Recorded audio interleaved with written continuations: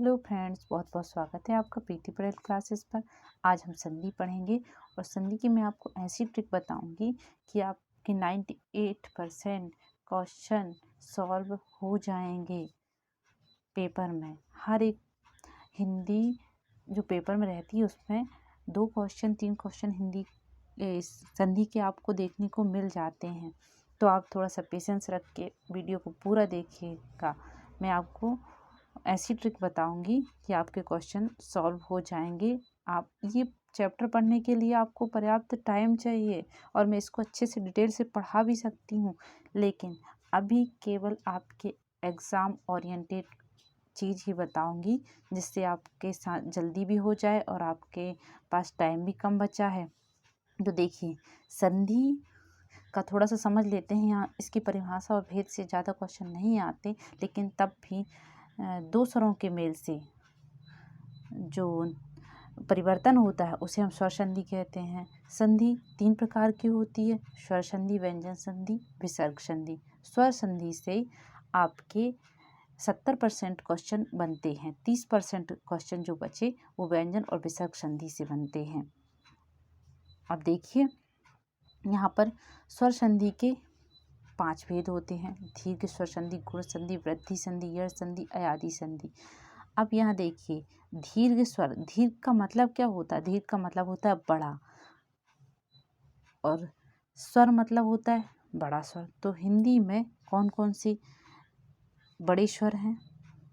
कौन कौन से बड़े स्वर हैं? तो हम देखते हैं, हिंदी में बड़ा आ, बड़ी ई, बड़ा ऊ, ये दीर्घ स्वर माने जाते हैं। ये 3 स्वर हैं, और ये 3 स्वर अगर आपको देखने में मिल जाए किसी शब्द में तो वह होगी दीर्घ स्वर संधि। आपको इसके लिए थोड़ा सा मूल शब्दों की समझ होनी चाहिए और उनके आगे जो लगने वाले उपसर्ग हैं उनकी समझ होनी चाहिए। 22 उपसर्ग होते हैं, क्योंकि आप जो शब्द का विग्रह हम करते हैं तो एक तरफ तो उसका सही अर्थ हमको समझ में आता है कि सार्थक अर्थ निकल रहा है, एक तरफ भले ही उसका उपसर्ग के भी सार्थक अर्थ निकलते हैं, लेकिन उसको भी आपको डिटेल से पढ़ना होगा। आगे देखते हैं हम। देखिए, यहाँ पर देखिए, आ और आ ये मिलकर बड़ा आ बनाते हैं। यहाँ पर ये देखिए, बड़ा आ, बड़ा आ, बड़ा आ, बड़ा। यहाँ पर ये विग्रह अगर इस तरफ से आपसे क्वेश्चन पूछे जाते हैं तो आप देखिए, यहाँ पर मत, देव, योग या फिर दोनों साइड सार्थक शब्द हैं। जैसे यहाँ पर देखिए, देव अर्चन, देव की अर्चन, देवार्चन हो गया। मत अनुसार, यहाँ पर ये मत है जो उपसर्ग है। मत अनुसार मतलब मति अनुसार, हाँ, मत अनुसार। अब यहाँ पर देखिए, योग, अभ्यास, दोनों साइड सार्थक शब्द हैं।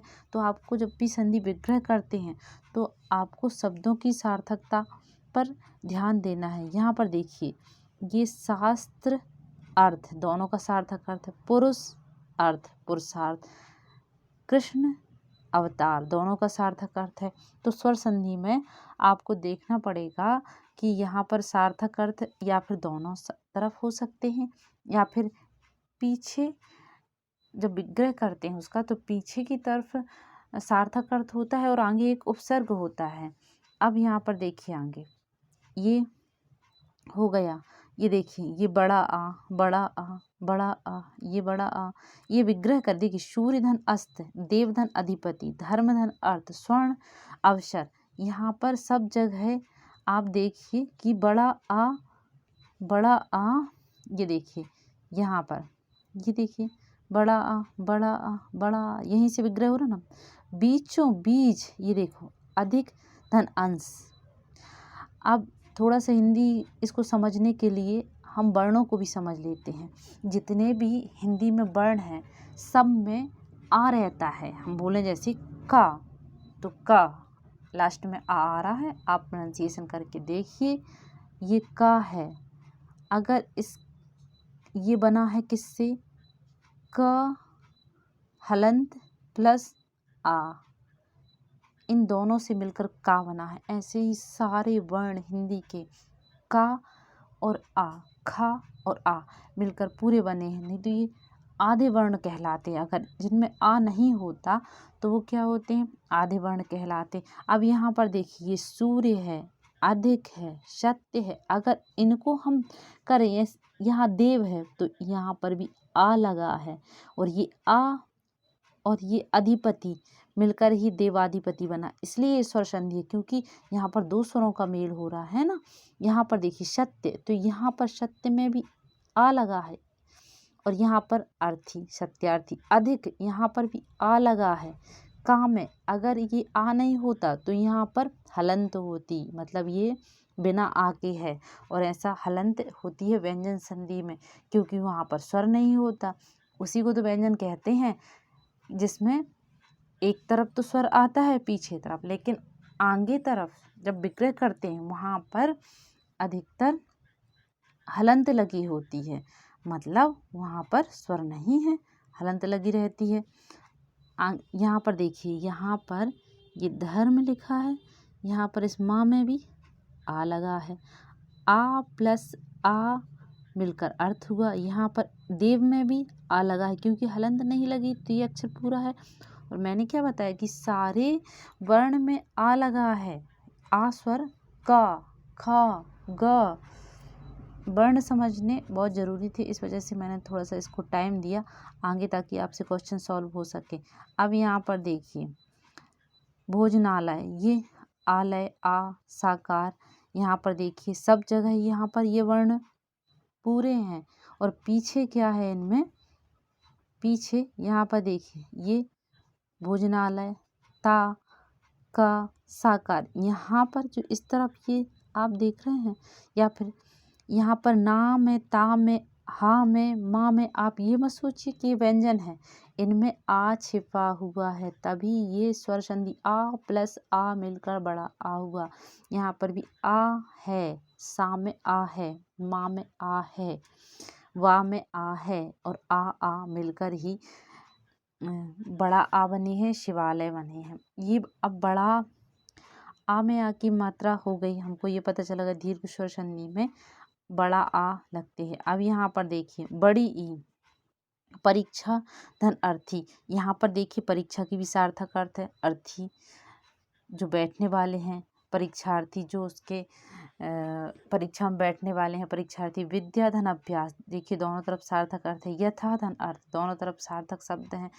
अगर आपको विग्रह करने के लिए स्वर संधि को बोले, दीर्घ स्वर संधि को, तो आप देखिए कि विग्रह कहाँ से करना है कि दोनों तरफ हमको सार्थक अर्थ मिल जाए स्वर संधि में, दीर्घ स्वर संधि में। बाकी की संधियों में उपसर्ग रहते हैं तो उपसर्ग के सार्थक अर्थ होते हैं, लेकिन वो डिटेल से जब हम उपसर्ग पढ़ते हैं तब समझ में आएंगे कि यहाँ पर देखिए हिमालय, अब यहाँ आ मिलकर, अब देखिए यहाँ पर विद्याभ्यास, सीमांत, यथार्थ, विद्यार्थी, सब में देखिए बड़ा आ, बड़ा, यहाँ पर देखिए महात्मा, महाशय, रविंद्र, अतीब। अब यहाँ देखिए बड़ी ई लग गई है, बड़ी ई, रवि धन इंद्र, रविंद्र हो गया, तो वा में बड़ी की लगी है, ता में बड़ी की लगी है, रा में बड़ी की, वा में बड़ी की। यहाँ बड़ी की मात्रा, यहाँ देखिए सब में बड़ी की मात्रा है, मतलब ये सारी कौन सी संधि है, दीर्घ स्वर। यहाँ पर देखिए, यहाँ पर देखिए बड़ा ऊ,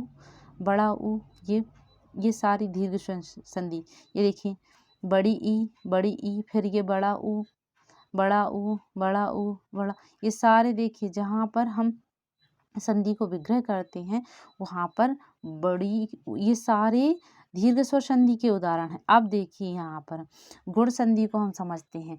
गुण संधि में थोड़ा सा समझ लेते हैं। गुण संधि में क्या होता है, हमेशा एक ही मात्रा होती है या फिर ओ की मात्रा होती है। ये ट्रिक है कि कहीं पर आपको एक ही मात्रा दिख जाए, ओ की मात्रा दिख जाए, तो कौन सी संधि होती है, गुण संधि होती है।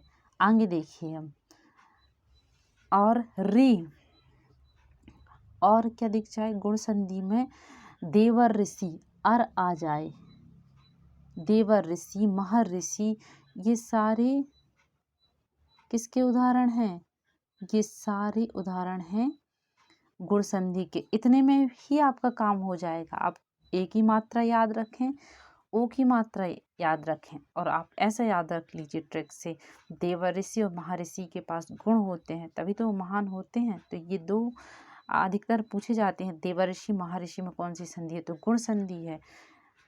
ए की मात्रा आ जाए, ओ की मात्रा आ जाए तो गुण संधि है। अब देखते हैं हम इसके एग्जाम्पल, सारे एग्जाम्पल मैं आपको दिखाऊंगी। देखिए यहाँ पर जहाँ से विग्रह हो रहा, अब यहाँ देखिए सार्थक शब्द राज भी है, इंद्र भी है, पुष्प भी है, इंद्र भी है, सत्य इंद्र, दोनों तरफ सार्थक अर्थ है। यहाँ पर देखिए आप, यहाँ पर देखिए ये ए की मात्रा लग रही है, यहाँ पर देखिए ये ए की मात्रा है, सारे एग्जाम्पल में ए की मात्रा लगी हुई है। आगे बढ़ते हैं, देखिए ए की मात्रा, ए की मात्रा, एग्जाम्पल देखिए बहुत सारे एग्जाम्पल है, काफ़ी लंबा वीडियो हो जाएगा। यहाँ पर देखिए ए की मात्रा, ए की मात्रा, ए की मात्रा, ए की मात्रा, ये सारे कौन सी संधि है, ये ए की मात्रा, सारी गुण संधि। यहाँ पर देखिए ओ की मात्रा, पर धन उपकार, ये पर क्या है, उपसर्ग है, मतलब पर का अर्थ होता है दूसरों पर, परोपकार, दूसरों पर किया गया उपकार। हित, ये भी उपसर्ग है, हित उपदेश, हित मतलब अच्छा भला चाहने वाला, वीरोचित। यहाँ पर हम संधि का विच्छेद उसी तरह से करेंगे जहाँ पर सार्थक अर्थ हो। वीर धन उचित, चंद्रधन उदय, यहाँ पर देखिए ओ की मात्रा, ओ की मात्रा, ओ की मात्रा, ओ की मात्रा, ओ की मात्रा, आप इस तरफ देखते जाइए, ओ की मात्रा। अब यहाँ पर देखिए वृद्धि संधि, वृद्धि संधि को थोड़ा समझ लेते हैं हम। वृद्धि का अर्थ होता है बढ़ना, वृद्धि का अर्थ होता है बढ़ना। अब यहाँ पर वृद्धि संधि में, अब यहाँ पर देखिए आपको देखने मिलेगी आई की मात्रा, औ की मात्रा। अब यहाँ पर देखिए ऐसा याद रखिए कि गुण में एक एक मात्रा ऊपर थी, अब एक एक मात्रा की और वृद्धि हो गई है तो वृद्धि संधि हो गई है। वृद्धि मात्राओं की वृद्धि, बढ़ी हुई मात्राएं हमें ऊपर दिख रही हैं, पहले एक मात्रा थी गुण में, अब दो मात्राओं की, एक एक मात्रा की बढ़ गई है। वृद्धि का मतलब क्या होता है, बढ़ना, तो ये बढ़ गई है, ऐसा याद रखिए, ये ट्रिक है। अब देखिए यहाँ पर, यहाँ पर देखिए, यहाँ पर देखिए इस तरफ, लोक ऐषणा, धन ऐश्वर्य, धन ऐश्वर्य।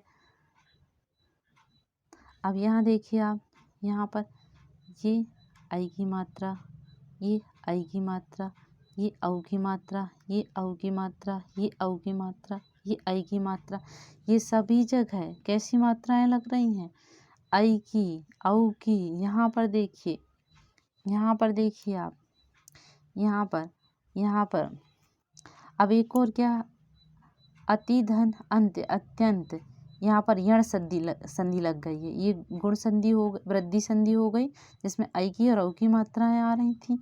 अब देखिए यण संधि में, अब इसकी ट्रिक, ये तो बहुत सरल है, आप यूं ही पहचान सकते हैं इसको। अब देखिए ये या हमको दिख रहा है, ऐसे पहचानिए आप, ये या, ये या है, या से आप देखिए यहाँ पर, यहाँ सीधे जाइए यहाँ, अब इसी लाइन में देखिए, ये देखिए ये या, ये या, ये या देखिए, ये या, ये अधिकतर जहाँ पर संधि का विग्रह होगा, जहाँ से संधि हम विग्रह करेंगे, विच्छेद करेंगे, तोड़ेंगे शब्द को, वहाँ पर आपको या देखने को मिलेगा। यण संधि में, यण संधि का ये पहचान है कि हमको या देखने को मिलेगा या वा देखने को मिलेगा, या और वाह कहीं पर बीच में। देखिए वाह छोटा या छोटा, ये बड़ा नहीं होना चाहिए, नहीं तो वो अयादी संधि हो जाएगी।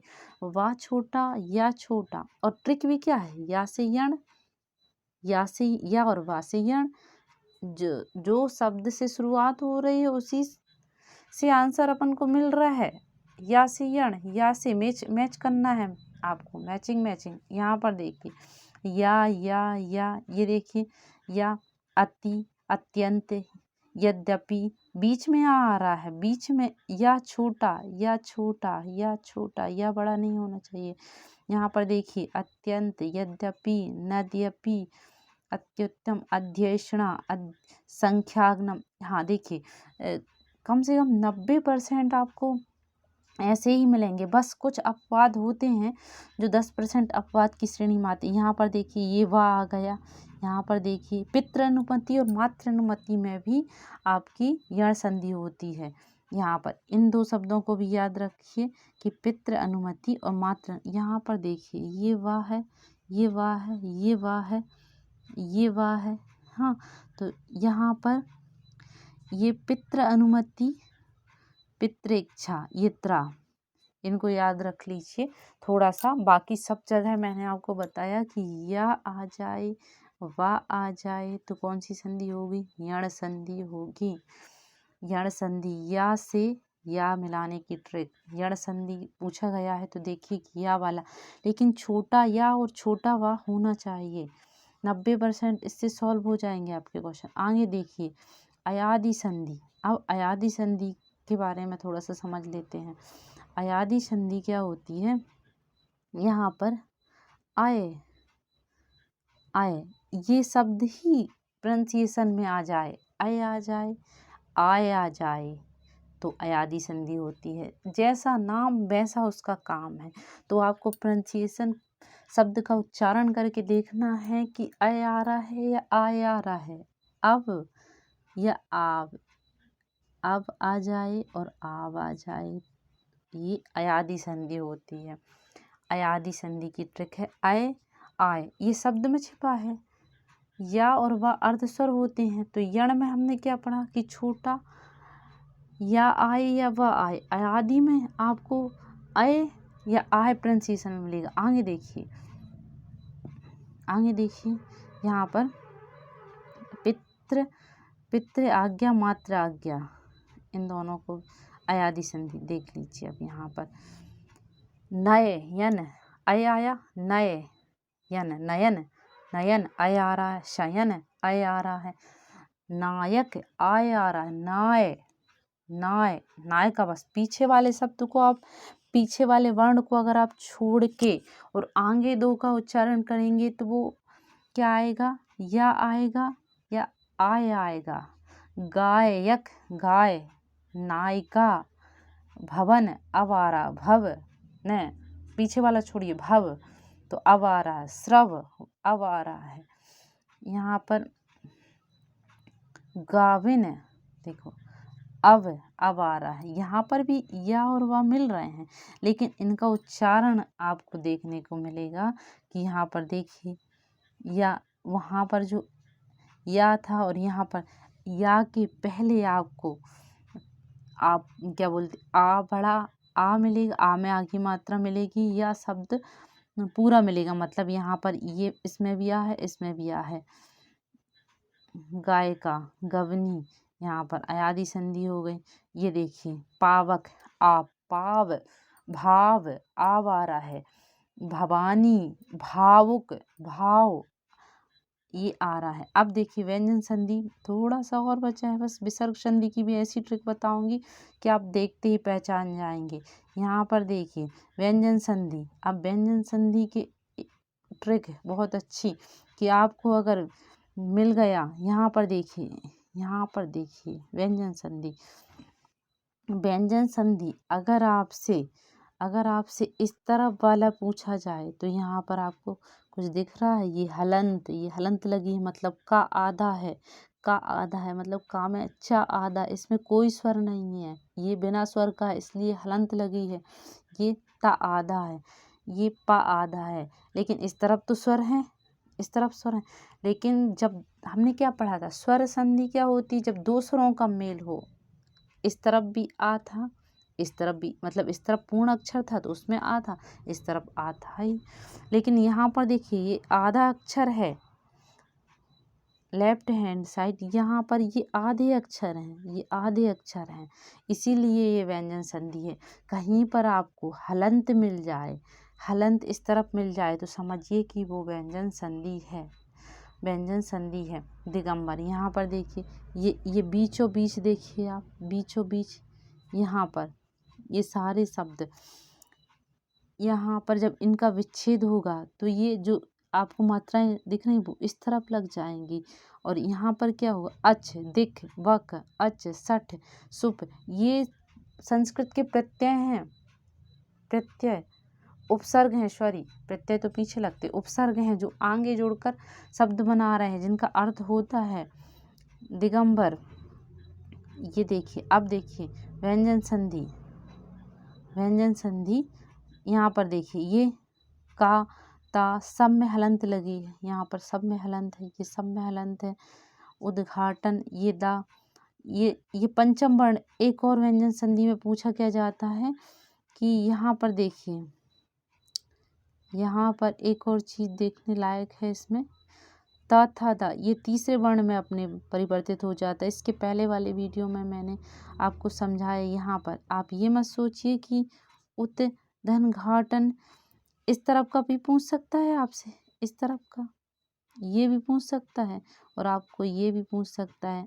आपसे ये पूछा जा सकता है कि उद्घाटन का विच्छेद क्या होगा, तो आप ऐसा नहीं कर देना कि उद धन घाटन कर दो, ये गलत हो जाएगा।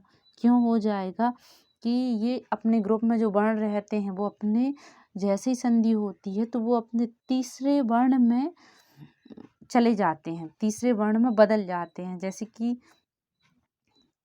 का खा ग इंगा, छा छा जा इया, पा फा बा भा मा, यारा लावा, ता था दा धना, तो ता था दा तीसरा वर्ण, ये तीसरा वर्ण इसीलिए तीसरे वर्ण में बदल गया, ये दा में बदल गया, तीसरे वर्ण में ता बदल गया, अपने ही ग्रुप के तीसरे वर्ण में बदल जाता है। तो जब भी आपको उद दिखे शब्द में तो आपको उत करना है। इस तरह विच्छेद के लिए पूछे तो आपको ता में लगाना है, ता में, दा नहीं करना है। ये बहुत इम्पोर्टेंट है, आप याद रखिएगा कि ता में, ता अपना ही ग्रुप के तीसरे वर्ण में, ता था दा तीसरे वर्ण में बदल जाता है। अब देखिए आगे, देखिए ये व्यंजन संधि हो गई, व्यंजन संधि हो गई। ये देखिए इस सब में हलंत लगी है, मतलब इस तरफ आधा स्वर्ग है। अब देखिए, अब विसर्ग संधि को भी देख लेते हैं। विसर्ग संधि, विसर्ग संधि को देख लेते हैं, वीडियो काफ़ी लंबा हो जाएगा। विसर्ग संधि, ये देखिए विसर्ग संधि, विसर्ग संधि की भी ऐसी ट्रिक है कि आपको बहुत जल्दी समझ में आ जाएगा।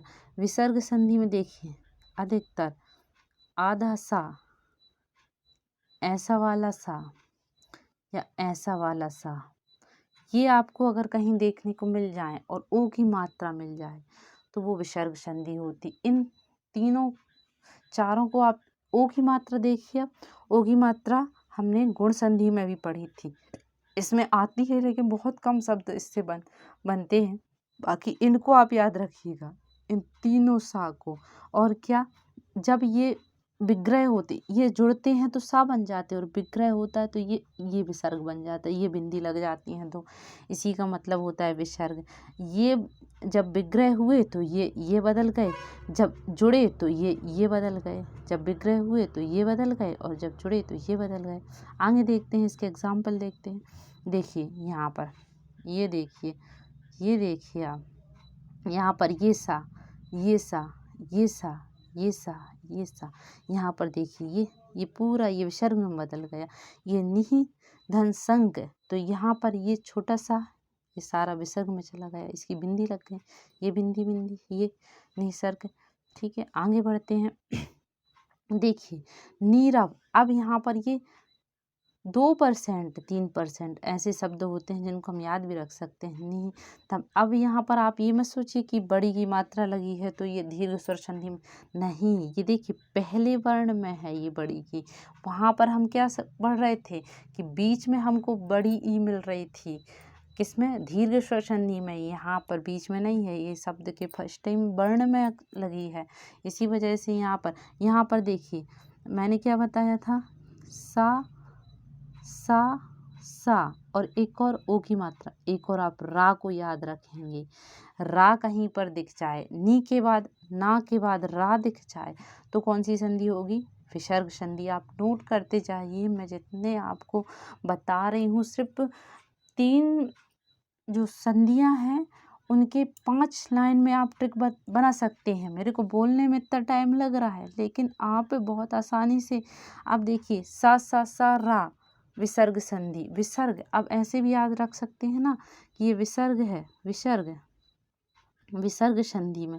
यहाँ पर देखिए ना, ये सा विसर्ग संधि में सा खुद ही लगा है, ये विसर्ग लिखा ही है विसर्ग। तो ऐसे करिए ना ट्रिक से, सा से सा, सा से सा, सा से सा, मतलब विसर्ग में सा आ रहा है तो आप नीचे शब्द जो ऑप्शन है उसमें भी सा ढूंढिए, और अगर विच्छेद करके दिया है तो आप बिंदी ढूंढिए, आपके क्वेश्चन सॉल्व हो जाएंगे। आगे बढ़िए, आपको रा, हाँ रा भी एक विसर्ग है, विसर्ग संधि में आता है, रा भी विसर्ग संधि में आता है।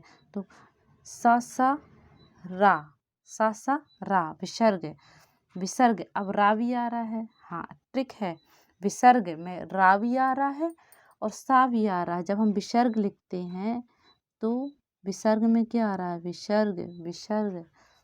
यहाँ पर ये सा भी आ रहा है और ये रा भी आ रहा है। तो आप ट्रिक से याद रखिए कि इस सा अगर मिल जाए कहीं पर और हमको रा मिल जाए तो हमको विसर्ग संधि लगाना है। सा मिल जाए, रा मिल जाए बीच में जहाँ से विच्छेद करते हैं, और इसमें अधिकतर आगे की तरफ हमको क्या मिलेंगे, ये देखिए, ये क्या है, ये उपसर्ग हैं, उपसर्ग लगे हुए हैं जिनका आपको अर्थ नहीं समझ में आएगा। इनका अर्थ होता है, जैसे दू का मतलब होता है बुरा, अच्छा व्यवहार नहीं करने वाला, लेकिन अभी इनका मैं किसी दिन और आपको उपसर्ग पढ़ा दूंगी। इनका भी अर्थ होता है, लेकिन आप ये समझिए कि विसर्ग में देखिए ये यही मिलेंगे आपको, उपसर्ग मिलेंगे। विसर्ग संधि में आपको अधिकतर उपसर्ग मिलेंगे, ये उपसर्ग लगे हैं, ये आगे की तरफ ये सारे उपसर्ग हैं, यहाँ देखिए ये उपसर्ग हैं, ये उपसर्ग हैं। यहाँ पर देखिए ये रा लगा है, ये विसर्ग में लिखने में ये रा, आप ध्यान रखिए, विसर्ग में ये रा, तो ये इस रा से इस रा को याद रखिएगा कि ये रा आया। यहाँ पर देखिए ये रा आया, ये निर्झर में रा, निर्झर, निर्धन, निराधार, निर्गुण, दुर्विचार, ये विसर्ग में सा और रा, उस शब्द में विसर्ग शब्द में खुद ही रा और सा छिपा हुआ है। आपको याद खुद ही एक वही शब्द आपको याद दिला रहा है कि आपको रा देखना है और सा देखना है। यहाँ पर देखिए ये पूरा, यहाँ पर देखिए दुर्वार, निर्गुण, दुर्निवार, निर्गुण, निराधार, निर्धन, निर्झर, निराशय, निरूप, निरर्थक, मनोविकार। यहाँ पर देखिए मनादन विकार, ये ओ की मात्रा मैं पहले बता चुकी हूँ कि ओ की मात्रा भी आती है। यहाँ पर देखिए निष्कर्म, ये आधा सा आ गया। यहाँ पर ये संधि हमारी हुई समाप्त। आपको वीडियो अच्छा लगा हो तो प्लीज़ लाइक कीजिएगा, सब्सक्राइब कीजिएगा। बहुत बहुत धन्यवाद। आगे आप जिस टॉपिक पर वीडियो बोलेंगे मैं आपके लिए बनाऊंगी। Thank you.